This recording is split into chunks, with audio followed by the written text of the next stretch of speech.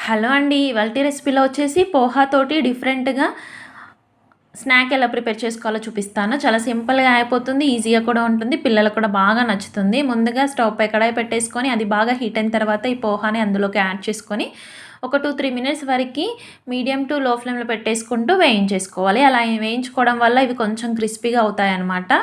వీటిని డైరెక్ట్‌గా ఆయిల్‌లో వేసి ఫ్రై అవ్వనివ్వకుండా ఇలా వితౌట్ ఆయిల్‌తో ఇలా చేసుకున్న స్నాక్ అనేది చాలా బావుంటుంది.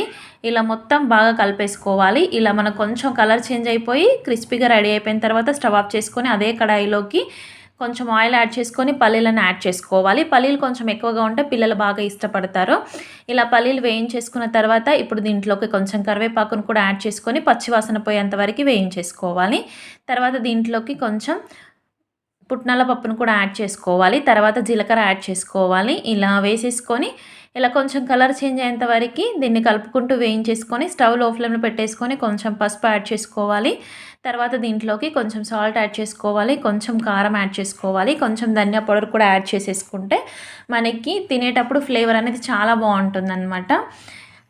ఇలా మొత్తం వేసుకున్న తర్వాత బాగా మిక్స్ చేసేసుకొని స్టవ్ ఆఫ్ చేసుకొని ఇప్పుడు ఈ పోహాని ఇందులోకి యాడ్ చేసేసుకొని బాగా కలిపేసుకోవాలి. ఇందులో కలిసే వరకి ఇలా కలిపేసేసుకొని పిల్లలకి ఇచ్చామనుకోండి చాలా ఇష్టంగా తింటారు. ఫైనల్‌గా మనకి మొత్తం కలిసిపోయిన తర్వాత ఇలా రెడీ అవుతుంది.